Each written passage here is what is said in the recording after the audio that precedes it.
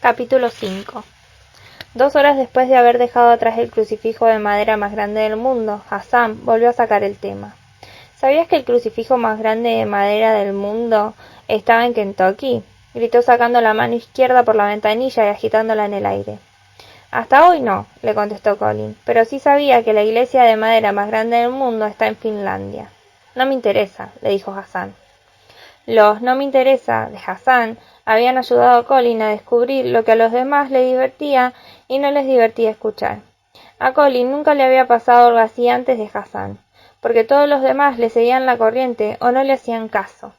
O en el caso de las Catherine, primero le seguían la corriente y luego no le hacían caso. Gracias a la lista que había ido reuniendo de cosas que no eran interesantes,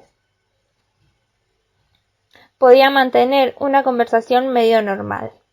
Las siguientes cosas, entre muchas, sin duda, no eran interesantes: el esfínter pupilar, la mitosis, la arquitectura barroca, las bromas que contienen ecuaciones físicas, la monarquía británica, la gramática rusa y el importante papel que ha desempeñado la sal en la historia de la humanidad. 300 kilómetros y una parada después dejaron atrás Kentucky y se encontraron a medio camino entre Nashville y Memphis. El aire que entraba por las ventanillas les secaba el sudor, pero en realidad no los refrescaba demasiado, y Colin se preguntaba cómo podrían llegar a un lugar con aire acondicionado cuando vio un cartel pintado a mano en medio de un campo de algodón o maíz o soja o lo que fuera. Salida 212. Vean la tumba del archiduque Francisco Fernando, el cadáver que desencadenó la Primera Guerra Mundial. No parece plausible, comentó Colin en voz baja. Solo estoy diciendo que creo que deberíamos ir a algún lugar, le contestó Hassan sin prestarle atención. Bueno, me gusta esta autopista como al que más, pero cuanto más al sur vamos, más calor hace, y ya estoy sudando como una puta en una iglesia. Colin se frotó el cuello dolorido pensando que cuando tuviera bastante dinero para pagar hoteles, no volvería a pasar otra noche en el coche. ¿Has visto el letrero?, preguntó. ¿Qué letrero? El de la tumba del archiduque Francisco Fernando. Hassan, con poca consideración a la ruta, giró hacia Colin, sonrió de oreja a oreja y le dio un golpecito en el hombro. Genial, genial. De todas formas, es hora de comer. Mientras Colin saltaba del asiento del copiloto en el estacionamiento del Ardes de la salida 212 en el condado de Carver, Tennessee, llamó a su madre. Hola, estamos en Tennessee. ¿Cómo estás, cariño? Mejor, supongo. No lo sé. Hace calor. ¿Ha llamado a alguien? Su madre se quedó un instante callada y Colin pudo sentir su miserable lástima. Lo siento, cielo. Le diré... Bueno, si llama a alguien, le diré que te llame al celular. Gracias, mamá. Voy a comer al Ardes. Suena fantástico. Ponte el cinturón. Te quiero. Y yo a ti. Tras una inexorable, grasienta Monster Burger en el restaurante vacío, Colin le preguntó a la mujer de la caja, cuyo cuerpo parecía haber sufrido las consecuencias de comer demasiado a menudo en su lugar de trabajo, cómo llegar a la tumba de Francisco Fernando. ¿De quién?, le preguntó la mujer. Del archiduque Francisco Fernando. La mujer lo miró un momento con cara de póker, pero de repente le brillaron los ojos. Ah, están buscando justos. Van a los palos, ¿no? ¿Gustos? Sí. Lo que tienen que hacer es salir del estacionamiento y girar a la derecha. Quiero decir que salgan de la autopista. Y a unos 3 kilómetros llegarán a un cruce. Hay una estación de servicio cerrada. Giran a la derecha y siguen por esa ruta unos 15 o 20 kilómetros. No encontrarán nada en el camino. Luego empiezan a subir una colina y ahí está Justo, Tennessee. Allí está el archiduque. Bueno, a la derecha y a la derecha. Sí, lo pasarán muy bien. Justo, repitió Colin para sí mismo. Muy bien, gracias. Desde la última vez que lo habían asfaltado, el camino de 15 o 20 kilómetros en cuestión parecía haber estado sobre el epicentro de un terremoto. Colin condujo con cuidado, pero aún así los viejos amortiguadores del coche fúnebre chirraron y crujieron en los infinitos baches y ondulaciones del asfalto. Quizá no sea necesario que veamos al archiduque, dijo Hassan. Estamos de viaje, se trata de tener aventuras, contestó Colin imitando a su amigo. ¿Crees que en justo Tennessee habrán visto alguna vez a un árabe de carne y hueso? Vamos, no seas tan paranoico. Es más, ¿crees que habrán visto alguna vez a un afrojudío? Colin lo pensó un momento. Bueno, la mujer de Herdes ha sido muy amable. Sí, pero la mujer de Herdes ha llamado justos los palos, dijo Hassan imitando el acento de la mujer. Mira, si el Herdes es zona urbana, creo que prefiero no ver la zona rural.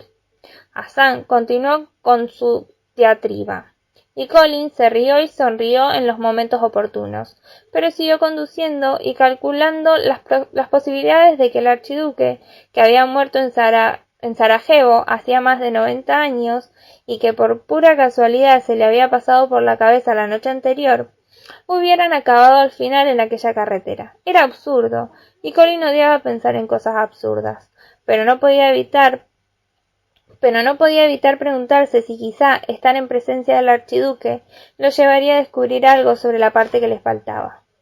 Sin embargo, está claro que el universo no conspira para colocarte en un lugar y no en otro. Colin lo sabía. Pensó en Demócrito. Todos los hombres culpan a la naturaleza y al destino, pero su destino, sobre todo, el eco de su carácter y de sus pasiones, sus errores y sus debilidades.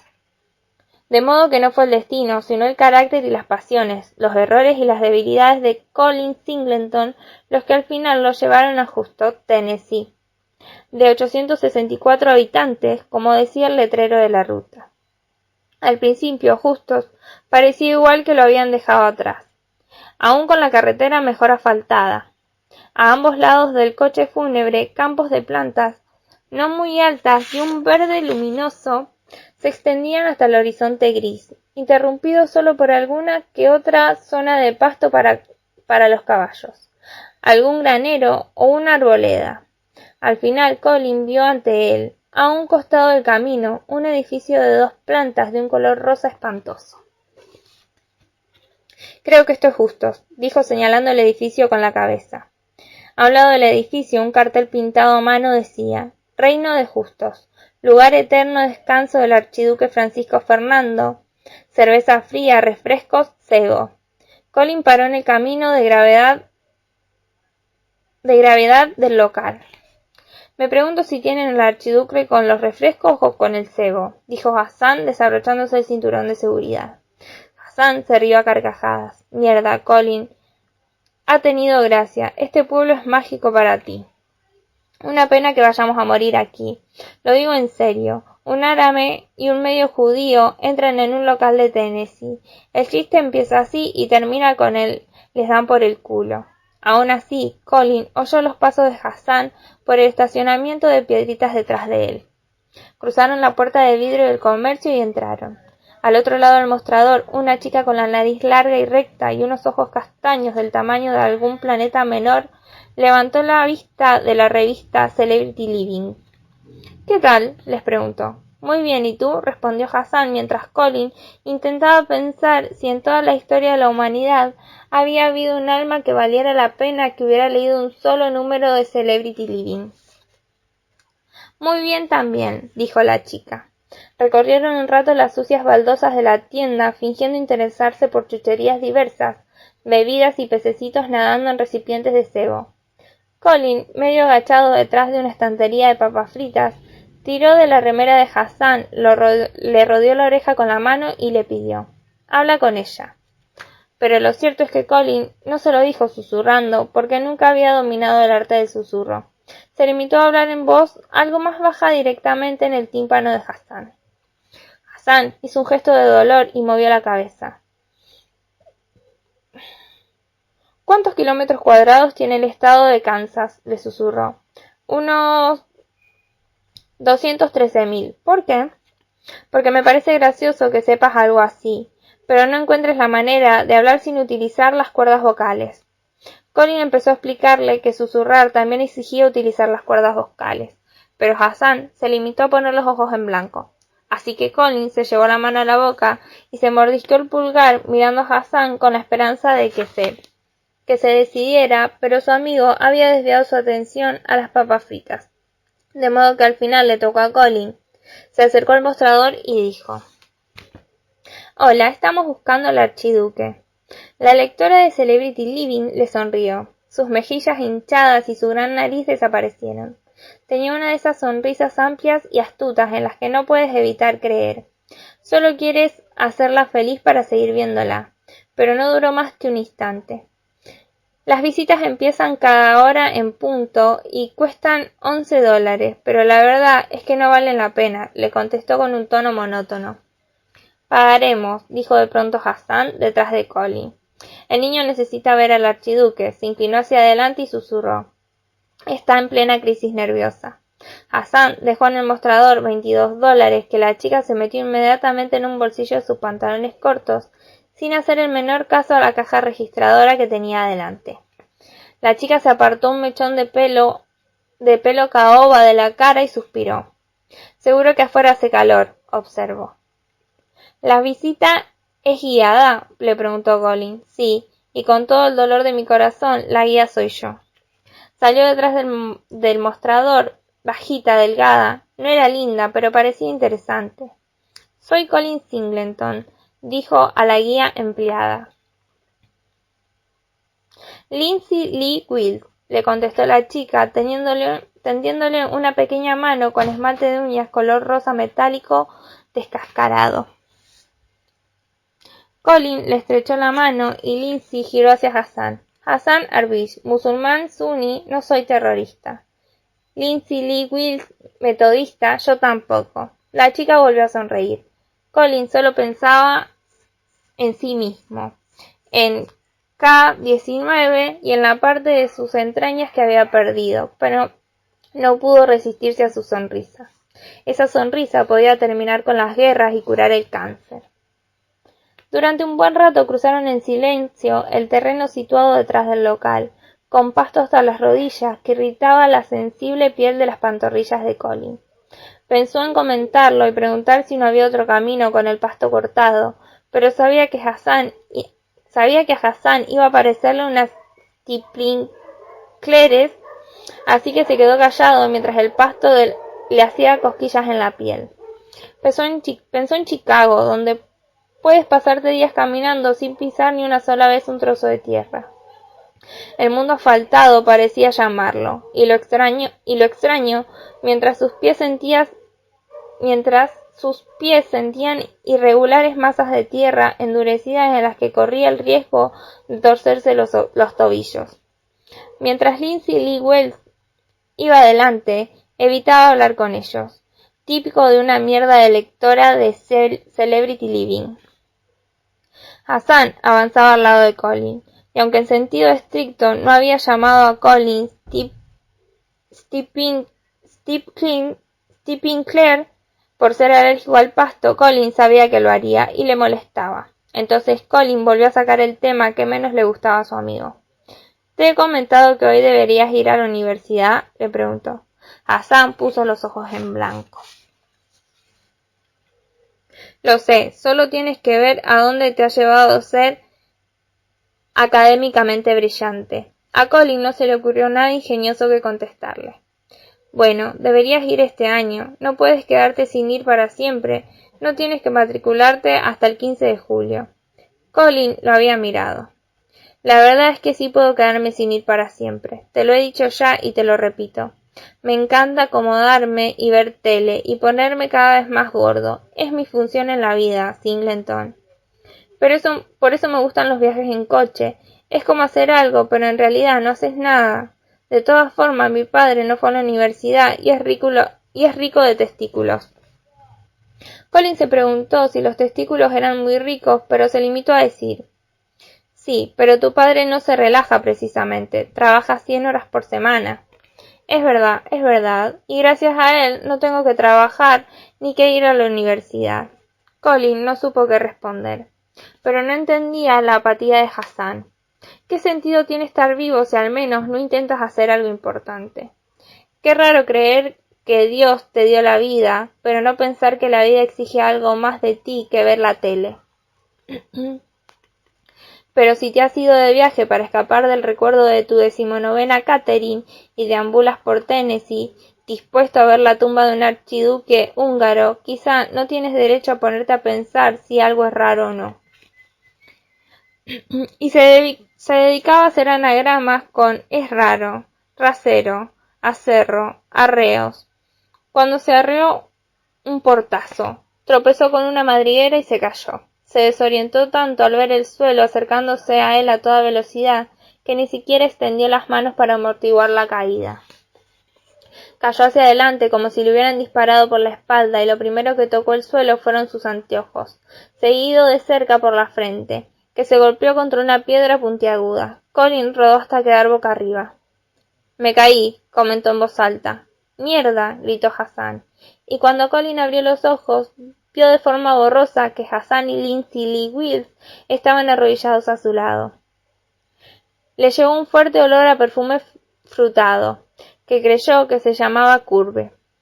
Lo había comprado una vez para Catherine XV, pero a ella no le había gustado. «Estoy sangrando, ¿verdad?», preguntó Colin. «Como un cerdo paleado», dijo Lindsay. «No te muevas». Giró hacia Hassan y añadió: «Dame tu remera».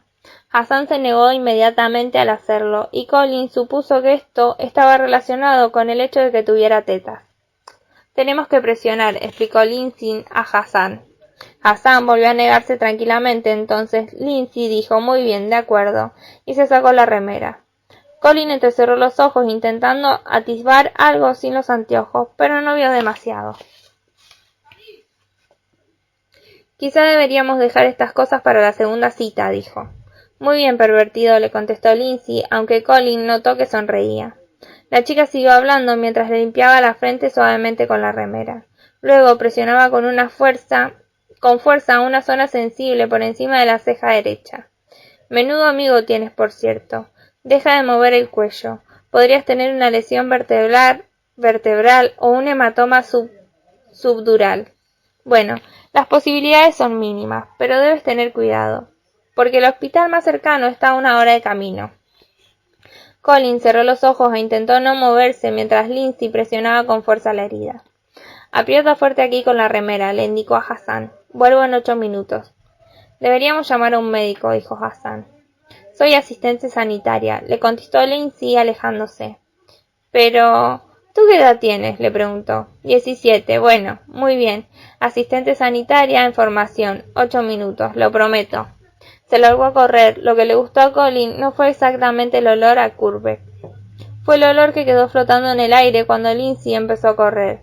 Dejó tras de sí el olor del perfume. En inglés no hay palabra para eso, pero Colin conocía la palabra en francés. Silage. Lo que a Colin le gustaba del Curve no era su olor en la piel, sino su silage, el dulce aroma frutado al alejarse. Hassan se sentó en el pasto al lado de Colin y presionó con fuerza la herida. «Perdona que no me haya sacado la remera». «¿Es por las tetas?», le preguntó Colin. «Sí, bueno, creo que debería conocer un poco a la chica antes de mostrarle las tetas. ¿Dónde están tus anteojos?». «Estaba preguntándome lo mismo cuando la chica se sacó la remera», le confirmó Colin. ¿Y no los has visto?» «No he podido, solo he visto que el corpiño era morado». «Efectivamente», contestó Hassan. Y Colin pensó en K-19, sentada encima de él en su cama con su corpiño morado cuando lo dejó. Y pensó en Catherine, que llevaba un corpiño negro como todos los demás. Y pensó en la otra Catherine, la primera que llevaba corpiño, y en todas las Catherine cuyos corpiños había visto. 4 sin contar los breteles, porque contándolos eran 7. La gente pensaba que le sentaba bien la partida, que le gustaba que lo dejaran, pero no era así. Sencillamente no lo veía venir, tirado en el suelo duro e irregular, con Hassan presionándole la frente con demasiada fuerza. La distancia que separaba a Colin Singleton de sus anteojos hizo que entendiera el problema. Miopía. Era corto de vista. Tenía ante sí el futuro inevitable pero invisible. «Los he encontrado», dijo Hassan. y torpemente intentó ponerle los anteojos a Colin. Sin embargo, es difícil ponerle los anteojos a otros, así que al final Colin alargó la mano y se los colocó en la nariz y pudo ver. —¡Eureka! —dijo en voz baja.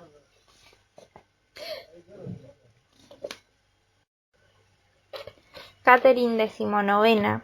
El desenlace. Lo dejó el 8º día del 12º mes, cuando faltaban solo 22 días para su primer aniversario. Esa mañana se habían graduado los dos, aunque en diferentes escuelas, así que los padres de Colin y los padres de Catherine, que eran viejos amigos, los llevaron a comer para celebrarlo. Pero la noche fue para ellos solos. Colin se arregló, se afeitó y se puso desodorante. Will Rhyme, que a ella le gustaba tanto que se acurrucaba en su pecho para percibir el aroma. Pasó a buscarlo en el coche fúnebre de Satán y se dirigieron al sur por Lakeshore Drive, con las ventanillas bajas para oír por encima del rugido del motor las olas del lago Michigan, que golpeaban contra las rocas de la costa. Ante ellos se recortaba la silueta de la ciudad. A Colin siempre le había gustado la silueta de Chicago. Aunque no era religioso, verla le hacía sentir que en latín se llamaba Mysterium Tremendum et Fascinans, esa mezcla de miedo sobrecogedor y fascinación cautivadora que le hacía un nudo en el estómago. Se dirigieron al centro, serpenteando entre los altos edificios de Chicago Loop, y llegaban tarde, porque Catherine siempre llegaba tarde a todas partes, así que tras perder 10 minutos buscando estacionamiento, Colin pagó $18 en un garage, lo que molestó a Catherine. Solo digo que podríamos haber encontrado un lugar en la calle, dijo apretando el botón del ascensor del estacionamiento. Bueno, tengo dinero y llegamos tarde. No deberías gastar dinero que no es necesario gastar. Estoy a punto de gastarme unos $50 en sushi, le contestó. Por ti. Se abrieron las puertas. Colin, exasperado, se apoyó en los paneles de madera del ascensor y suspiró. Apenas hablaron hasta que encontraron el restaurante y se sentaron en una mesa diminuta al lado del baño. Por nuestra graduación y por esta maravillosa cena, dijo Catherine alzando su vaso de Coca-Cola. Por el final de lo que ha sido nuestra vida hasta ahora, replicó Colin. Y entrechocaron los vasos. Por Dios, Colin, no es el fin del mundo. Es el fin de un mundo, puntualizó Colin. ¿Te preocupa no ser el chico más inteligente de Northwestern? Catherine sonrió y luego suspiró. Colin sintió una repentina puntada en el estómago.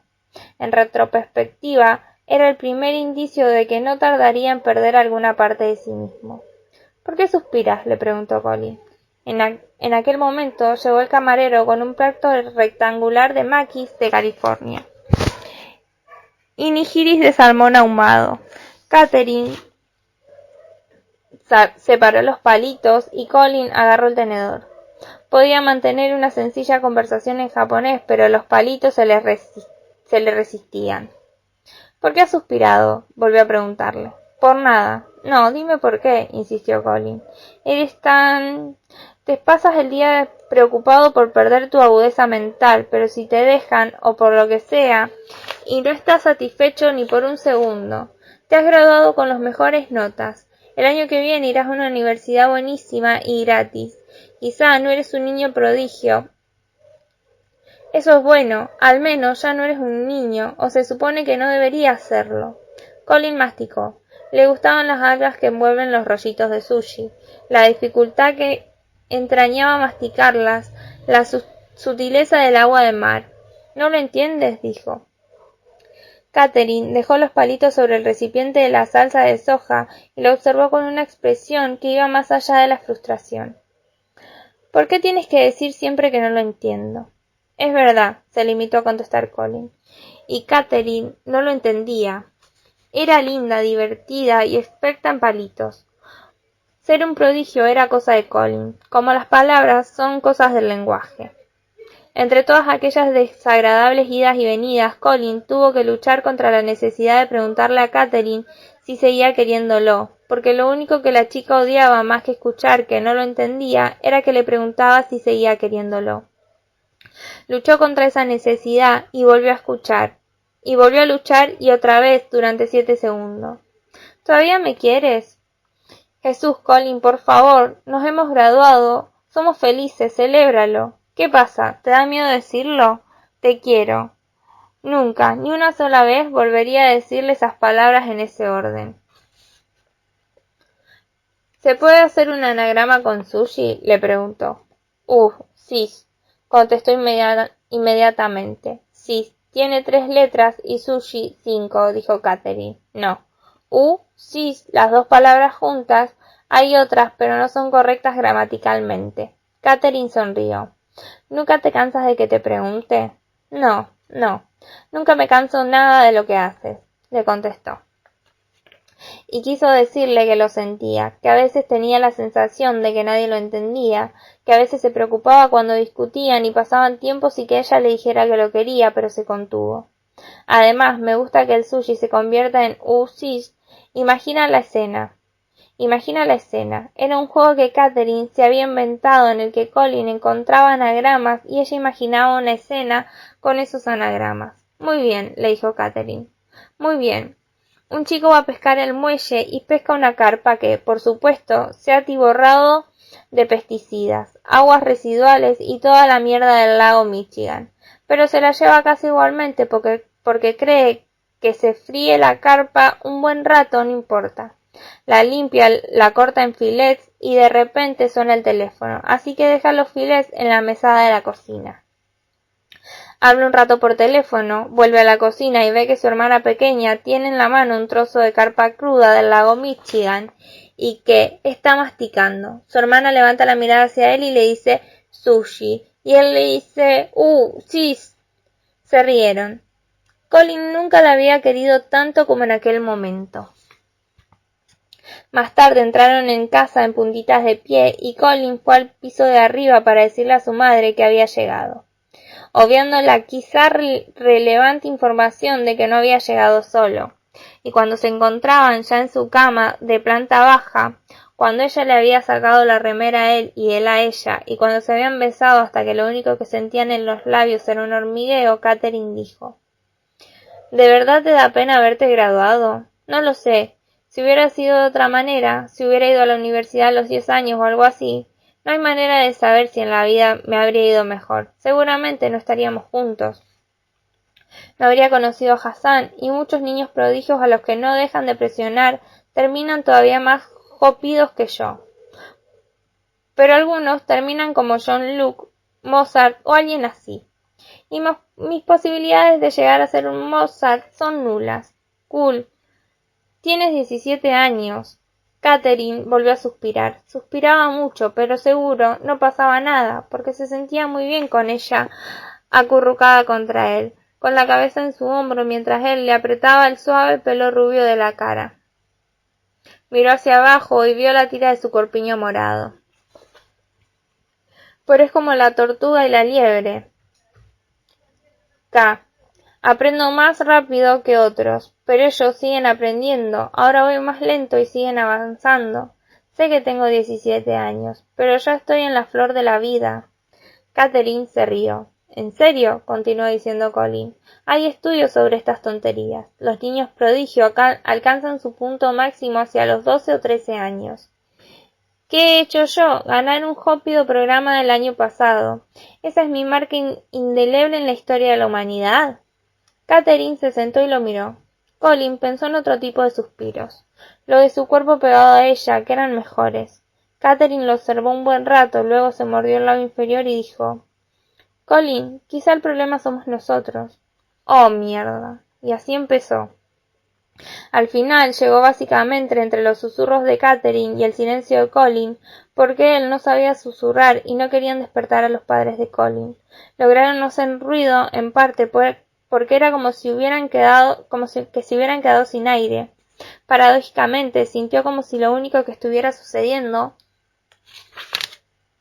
en todo el oscuro y silencio planeta fuera que estaban dejándolo, y también como si todo eso no estuviera pasando.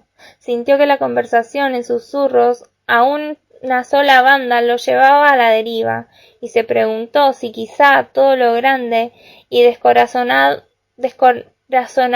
e incomprensible fuera una paradoja. Era un moribundo observando desde arriba a los cirujanos, que intentaban salvarlo. Desde esa casi cómoda distancia respecto de la cosa en sí tal como era, Colin pensó en el estúpido mantra: los palos y las piedras pueden romperme los huesos, pero las palabras nunca me harán daño. Mentira podrida. Eso sí que era el auténtico muñeco de nieve abdominal. Era como si algo se le congelara en el estómago. Te quiero mucho, y solo quiero que me quieras como yo te quiero, dijo lo más bajito que pudo. No necesitas una novia, Colin. Necesitas un robot que solo diga te quiero. Fue como si le lanzaran piedras y lo golpearan desde adentro, un temblor y luego un dolor agudo por debajo de las costillas, y por primera vez sintió que se le había desprendido un trozo de estómago. Catherine intentó irse lo más rápido posible, sin herirlo, pero cuando le suplicó que la dejara, Colin empezó a llorar. Acercó la cabeza contra su cuello, y aunque Colin se sentía patético y ridículo, no quería que terminara, porque sabía que su ausencia dolería más que cualquier otra ruptura. Pero se fue de todas formas, y Colin se quedó solo en su habitación, buscando anagramas en la parte que me falta, en un vano intento de quedarse dormido.